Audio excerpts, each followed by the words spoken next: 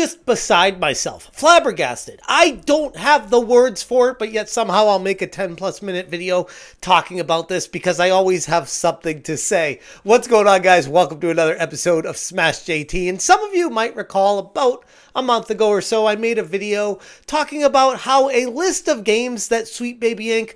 potentially had worked on and is currently working on had leaked from imdb.com. And then other people were saying, well, yeah, we can't really take that as a trusted source because anyone can add anything to IMDb. So it doesn't necessarily mean that these games were definitely being impacted and worked on by Sweet Baby Inc. And then after I released that video, the entire list was scrubbed. Which you could look at that as, well, Sweet Baby Inc. probably wanted to fix any inaccuracies or plug the holes where they didn't want people to find out.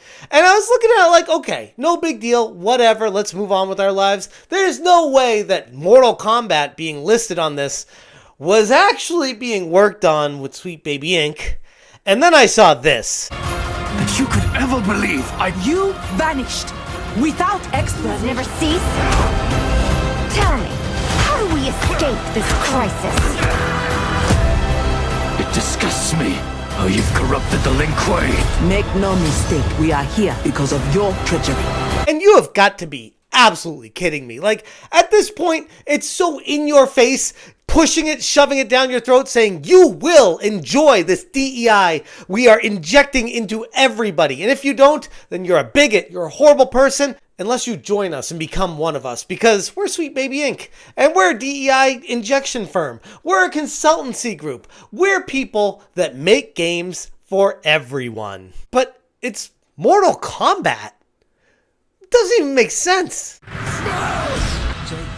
Hit that subscribe, give me a like, and check out smashjt.com for the full article talking about Mortal Woke Combat, because that's exactly what it looks like that it's turned into. And this is a series that I have loved from all the way back in the Super Nintendo days and going to the arcade and playing it. It was a groundbreaking series, especially the original trilogy. But hell, I was one of the outliers that actually enjoyed Mortal Kombat 4 on the N64 as well. I know it's not as great as the old school ones, but still, I enjoyed it. And then we got the next generation of games coming through, and they were fine. Nothing really groundbreaking or anything that blew my mind, but they were fine for what they were. And then NetherRealm Studios decided to come full circle with Mortal Kombat 1.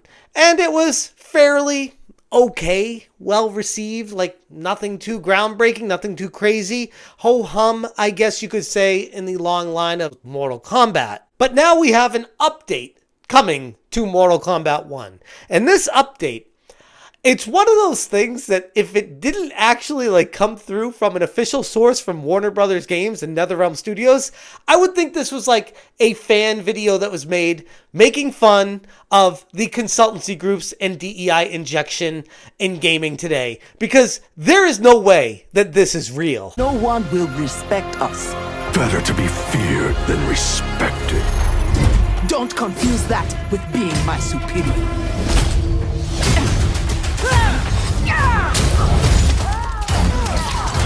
My speed and skill are beyond you. Recent developments unveiled in the trailer show that Mortal Kombat is undergoing a massive transformation that left me scratching my head.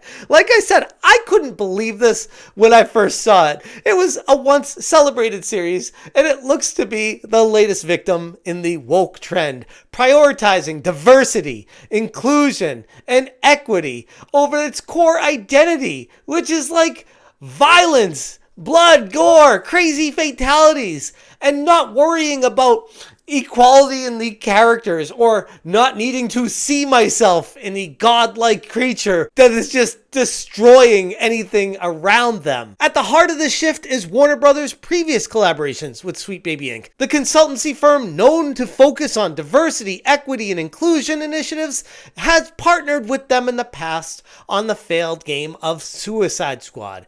And now many folks, including myself and Mark Kern on Twitter, are saying, you know, if the shoe fits, it only makes sense. We have what looks to be Cyrax and Sector, not just race swapped, but gender swapped as well. Why? Like, these are established characters in a long-running series. Why are we not just race swapping them, which would be bad enough, but in addition to that, gender swapping them?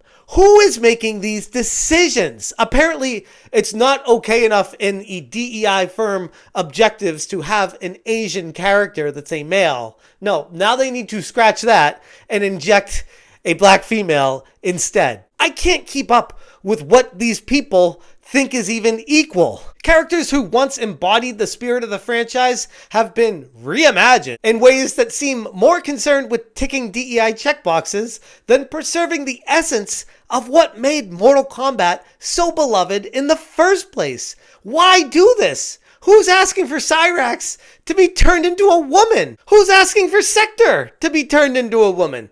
Who's changing the female characters in the game to look uglier? Like, why is this all happening?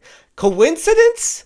If this was a one-off, I'd be like, maybe just the studio heads are just being really weird and took some odd mushrooms before they went into the development room to create the next Mortal Kombat update. But with everything else that's going on, I can't help but think that, nope, this is just another obvious DEI injection. It follows the same exact path and trajectory of every other game that Sweet Baby Inc. has touched. Comes on Twitter wrote, Warner Brothers and Sweet Baby Inc. work together. Now we have this unrecognizable mess in Mortal Kombat. Coincidence? And people aren't having it. It's not just a random crazed YouTuber just bitching about DEI for views. No, the actual truth is people playing the game are pissed off at this. The reviews on Steam are getting tanked right now. And the proof is in the pudding for what people are saying about this. Inyo Base said, SBI/DEI BS. When will companies realize that they don't need consultancy firms to blackmail them? Just make a fun game. Or as that token phrase from Kilted Cajun says, myth, make it fun first. Awfox said, I've always loved Mortal Kombat. I played since the first one when I was a kid. This game has some good content. It's pretty decent if you ignore the cons. The only thing I don't like about it is the forced diversity for the sake of a checkbox. It's disingenuous and serves to do nothing except alienate people who are fans to pick up a few people with radical political views who likely don't play video games anyways. I will never in any way tell someone they can't play a game because of who they are. Like a game, play it. However, when you've changed things that are hallmarks of the series for diversity points, it really rubs some people the wrong way. That being said, the back catalog exists and it's better than this iteration because it doesn't contain politics. But the bigger picture here is Mortal Kombat 1 update is just emblematic of what's happening in the entire video game industry right now. If Mortal Kombat is not safe from these consultancy firms, no one is. Rumors have been swirling that Warner Brothers might be considering an exit from the game industry altogether, and if that happens, it would be a tragic end for a company that once stood at the forefront of gaming innovation. But as long as the focus remains on pandering to the vocal minority rather than delivering high-quality experiences that the actual gamers that play them crave, the outcome seems increasingly likely that they will not be here for much longer, and they have no one to blame but themselves. Anyways, I'm going to leave it there. If you guys want more information, check out smashjt.com for the full article. I think it's hysterical that they ended this trailer with Cyrax next to Sub-Zero, like the most iconic character from the Mortal Kombat series, and they're trying to race swap and gender swap them and put them on the same level as Sub-Zero as almost like a subconscious way of, hey, just accept this. This is how things are now. It's creepy. It's like a cult. I don't know. I can never get on board with that. But anyways, thank you guys so much for watching. If you appreciate what I'm doing, hit that join button. And as always, you stay smashing. How long have we known each other? That you could ever believe You vanished without explanation. Bihan, my Grand Master, gave me one. You blame me for your actions?